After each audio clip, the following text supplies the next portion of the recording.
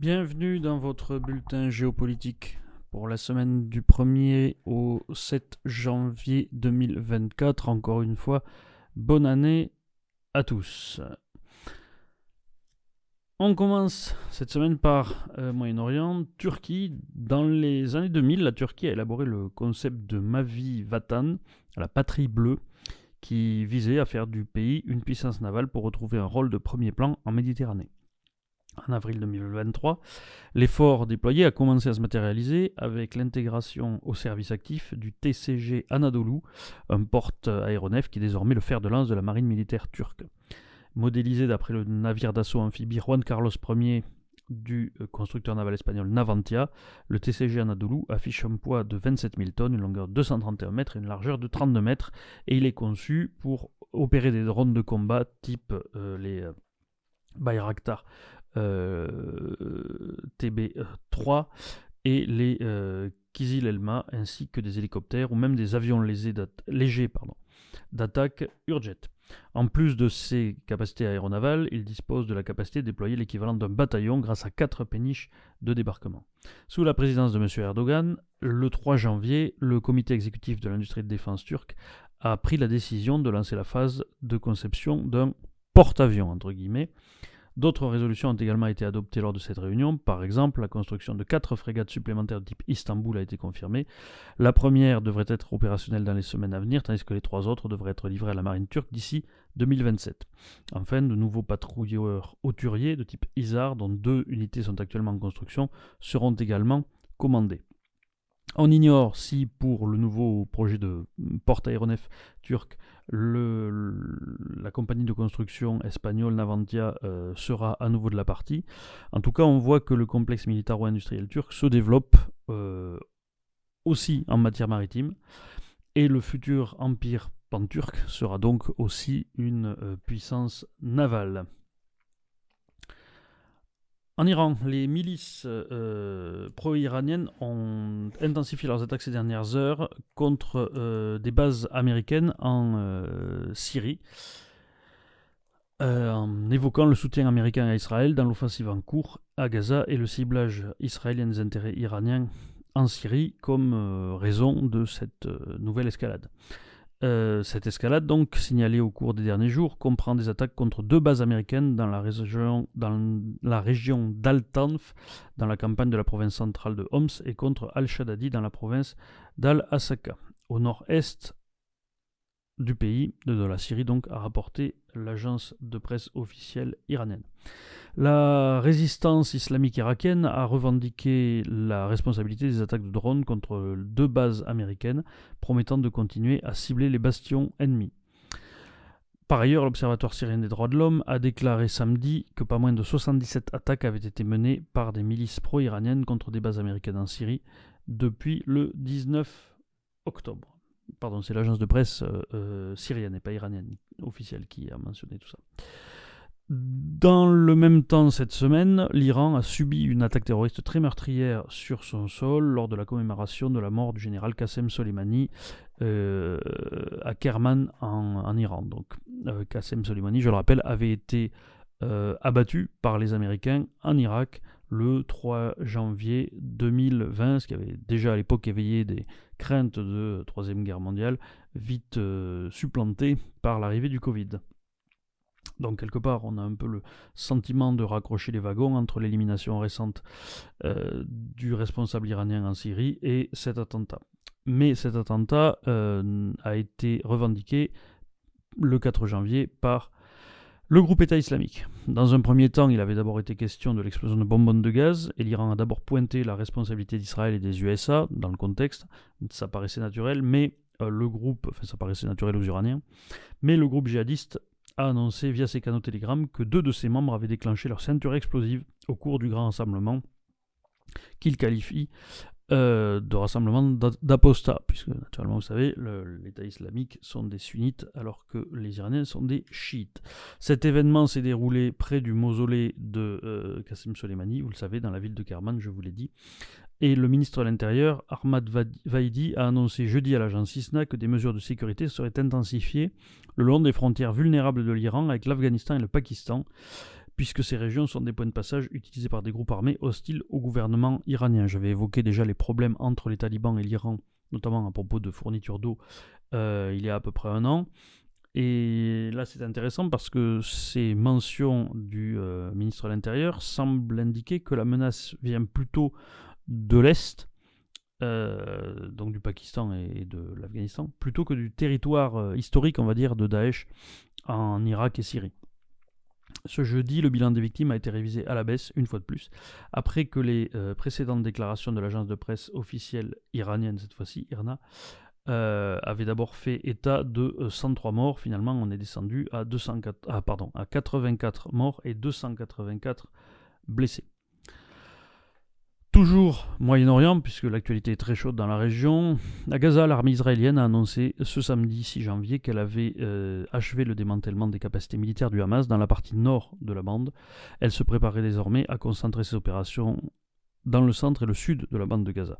Selon le général Daniel Hagari, qui est le porte-parole de l'armée israélienne, bien que la structure militaire du Hamas dans le nord ait été démantelée, il resterait encore des terroristes opérant de manière sporadique et sans commandement dans la région. Dans le même temps, le Hezbollah libanais a déclaré avoir lancé des dizaines de roquettes sur une base militaire située dans le nord d'Israël le samedi 6 janvier. Le groupe chiite libanais a présenté cette attaque comme sa première réponse à l'élimination du numéro 2 du Hamas près de Beyrouth. L'armée israélienne, quant à elle, a indiqué qu'une quarantaine de roquettes en fait étaient tirées vers la région de Méron depuis le Liban voisin. En ce qui concerne les Houthis, on sent encore une hésitation du côté de la coalition qui reste sur la défensive et se limite à essayer de protéger le trafic sans se décider à lancer des frappes au Yémen, probablement par peur de nourrir l'escalade. Ce genre de situation est par définition instable et il est tout à fait possible que les Américains notamment aient simplement été en attente de moyens. Le porte-avions Ike Eisenhower vient d'arriver en mer Rouge au moment où j'écris cette vidéo. Nous sommes dimanche après-midi, 7 janvier. Donc on peut penser que si des frappes il doit y avoir, elles devraient commencer bientôt. On verra si les frappes éventuelles de la coalition seront plus efficaces que celles qu'a menées pendant des années l'Arabie Saoudite pour déloger les Houthis. Donc si c'est un problème d'incompétence saoudienne, ou bien si c'est un problème véritablement structurel du fait que c'est très difficile d'aller déloger les Houthis de leurs abris sans envoyer de bottes au sol. Azerbaïdjan-Arménie, selon la presse arménienne, l'Azerbaïdjan a réitéré sa demande à l'Arménie d'ouvrir un corridor extraterritorial vers son enclave du Nakhitchevan. Selon un haut responsable du président azerbaïdjanais, M. Aliyev, Erevan est tenu de faire ce corridor en vertu des conditions de cessez-le-feu négociées par la Russie qui avait mis fin à la guerre entre l'Arménie et l'Azerbaïdjan en 2020. Parce que je rappelle que la guerre récente pour le Haut-Karabakh n'a pas impliqué l'Arménie qui n'est pas venue au secours de l'Artsakh. L'accord de cessez-le-feu, signé à l'époque, stipule qu'il incombe à l'Arménie de créer des liaisons ferroviaires et routières entre le Nakhitchevan et le reste de l'Azerbaïdjan, avec des gardes frontières russes chargés de surveiller la circulation des personnes, des véhicules et des marchandises. Ces liaisons de transport traverseraient probablement la province arménienne de Syunik, la seule région limitrophe de l'Iran.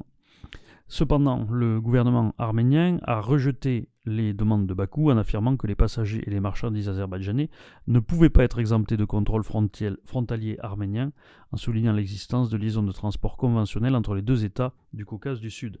De plus, l'Iran s'oppose fermement au corridor de Zangezur qui est souhaité par Aliyev. Le président iranien Ebrahim Raisi a réaffirmé la position de Téhéran lors de la rencontre avec un responsable azerbaïdjanais en visite en octobre dernier, je vous en avais parlé.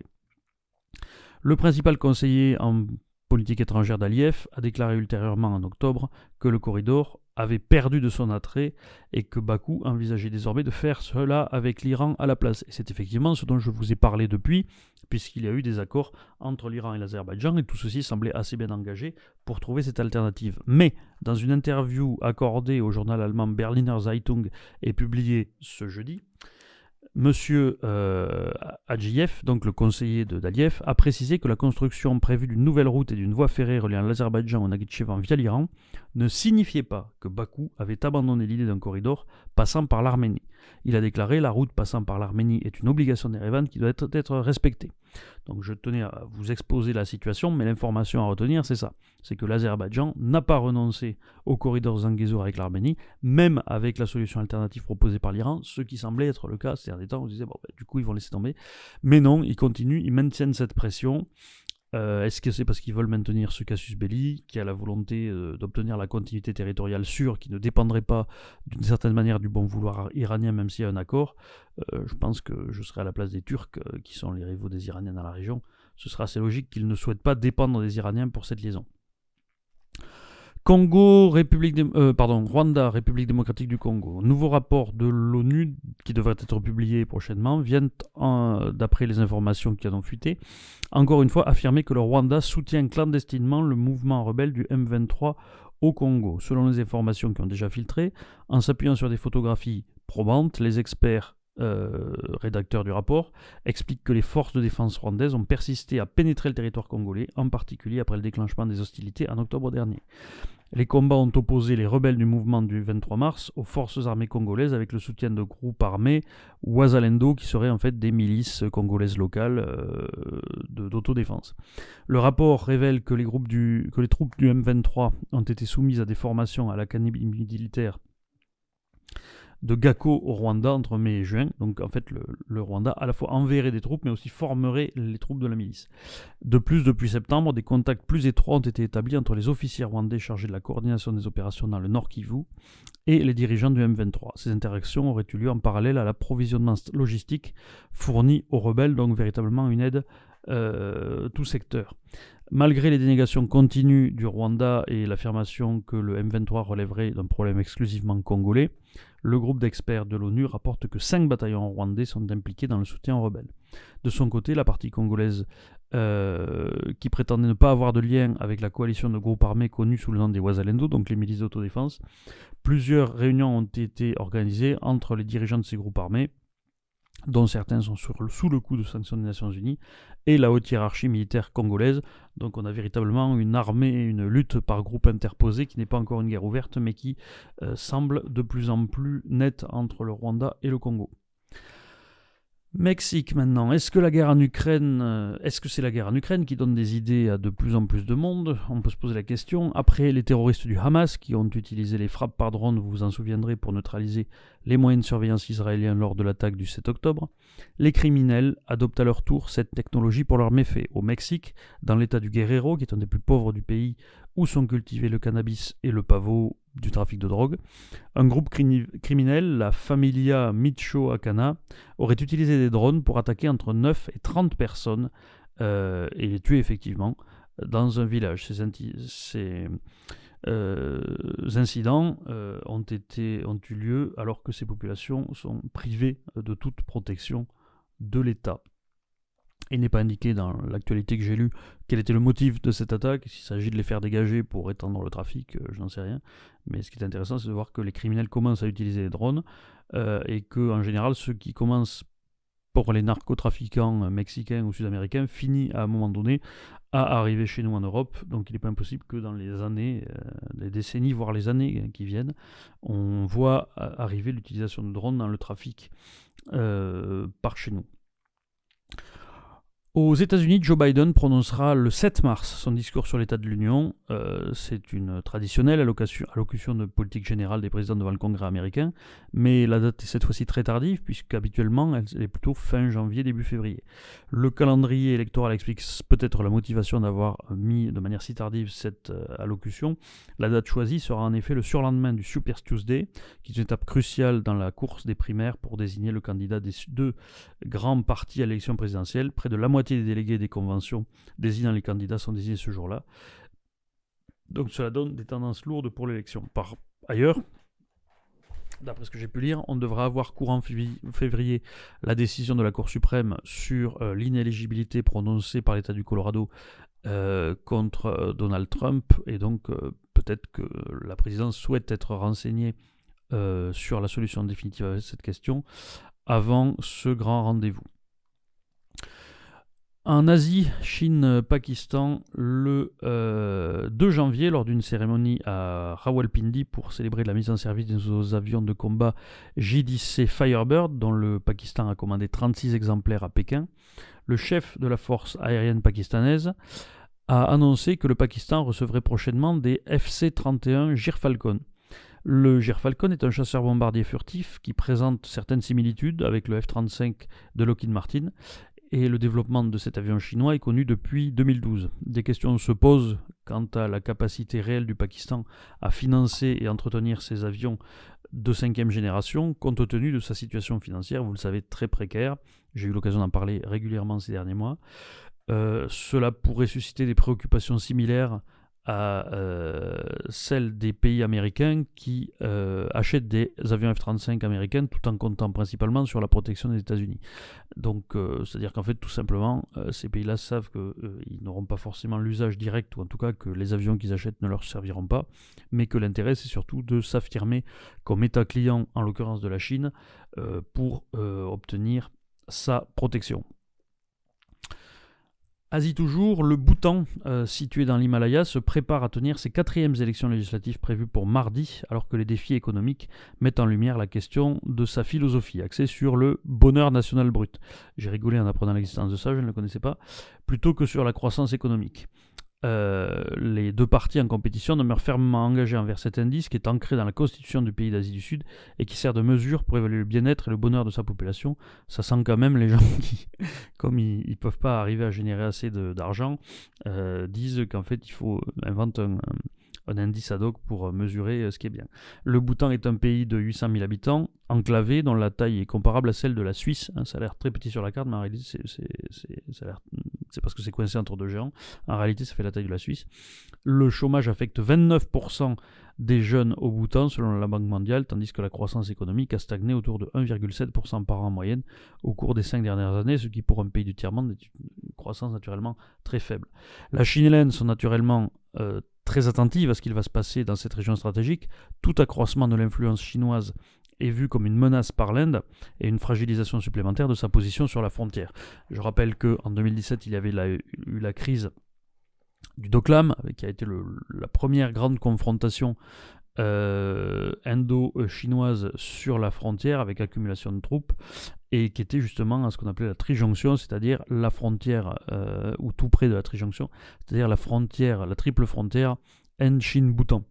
Et pendant longtemps, le Bhoutan a été plutôt un allié et un État client de l'Inde, et la Chine travaille à renverser cela pour être un État de supériorité sur toute la frontière avec l'Inde. Enfin, Myanmar, Birmanie, le gouvernement militaire du pays a reconnu avoir retiré ses forces d'une ville clé située à la frontière nord-est de la Chine après avoir été prise par une alliance de groupes armés ethniques contre laquelle il se bat depuis des mois.